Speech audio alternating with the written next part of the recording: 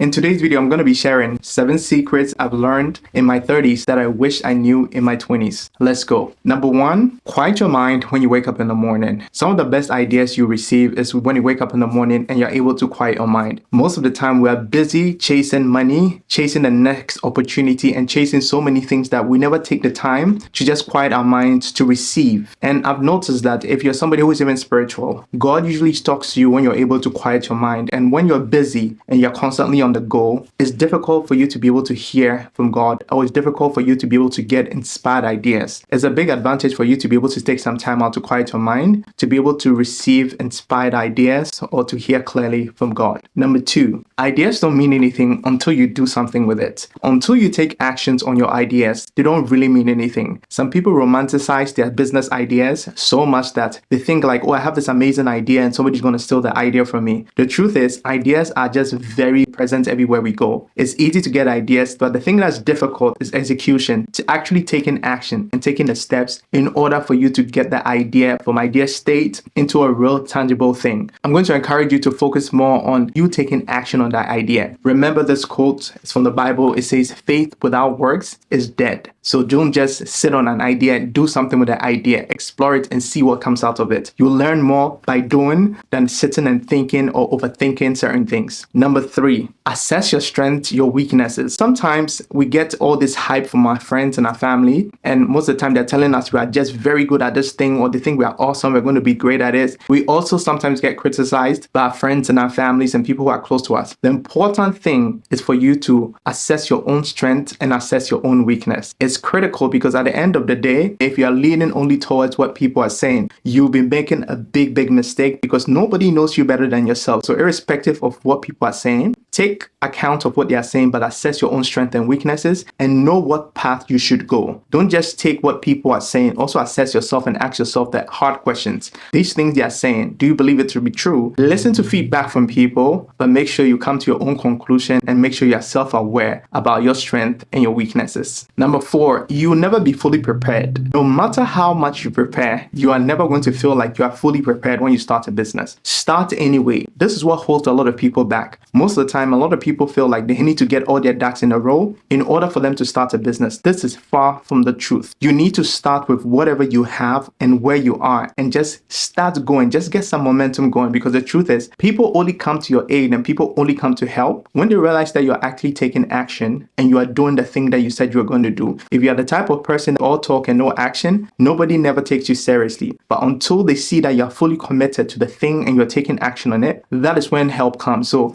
don't be worried about getting all your ducks in a row, and don't be worried about getting the business perfect out of the gate. Just start, try and make some sales, try and market it, try and do everything that you can do to get it up the ground and going, because that is when you start seeing some traction. Number 5, be your first customer. Have you ever seen somebody who's selling something that don't patronize the thing that they're selling? Most of the time, people will always tell you that, oh, this product or service is great. And the first question you have is, have you used it before? And they say, oh, no. Why would somebody be selling something else to people that they claim to care about, that they don't use or consume themselves? This takes me back to when I was younger, when I had hair. I went to this barbering shop and the guy who's cutting my hair, the barber, he had dreadlocks. It made me feel uncomfortable because I was like, why is he keeping his hair? Why does he have dreadlocks? And why is he trying to get me to cut my hair? So it brought me to a realization that it's difficult to believe people who are not practicing the thing they preach, because he says, if I cut my hair, I'm going to look great. I was young. However, he had dreadlocks. He was not cutting his hair, but he's cutting other people's hair. This made the credibility I had for him reduce, because I didn't understand even as a kid why he was trying to cut my hair and he wasn't cutting his own hair. So anytime you're trying to sell something to somebody, make sure you are your first customer. Don't be the type of person that is trying to push things down people's throat. However, you're not even using that same thing yourself. It's going to destroy your credibility and it's not going to help people to trust you in the long term. Number 6, learn from others rather than trying to figure out everything out by yourself. What I mean is, read books, sign up for courses, find mentors, find different people who can help add value to your life and learn from them. If you don't have the resources for you to be able to pay a coach or a mentor, find a book, find something that you can learn from and start. One of the biggest mistakes I made when I started out is I was trying to do a lot of things by myself and I wasn't willing to learn from anybody until my business hit a point of bankruptcy and I realized I had to learn from somebody else. And don't be like me. Don't make the same mistakes I made. When you're starting off, as much as you can, find people who are ahead of you and learn from them. You get ahead much more faster if you learn from people who are ahead of you than you trying trying to figure things out by yourself. The thing you're trying to accomplish, other people have already accomplished it, and they have experience that they can pass on to you that's going to help you shorten your learning curve. So as much as you can, learn from other people. Don't be too proud. Don't be the type of person that knows it all. Be the type of person that is willing to learn from others and is going to serve you in the long term. It's not a waste of money. It's you investing yourself in order to help you move forward faster. Number 7, be genuine about your intention. Human beings are very smart. Most of the time you'll be talking to somebody and they've already made their mind up about what they think about you. If you come across as the type of person who's not genuine, who's just trying to make a quick sale of someone, people can easily tell and it doesn't help you in the long term. So irrespective of the business that you decide to go in, have genuine intentions and have a goal or a heart to try and help other people. People can tell clearly when you are looking out for them and you're trying to help them, and people can tell when you're in business just to make money.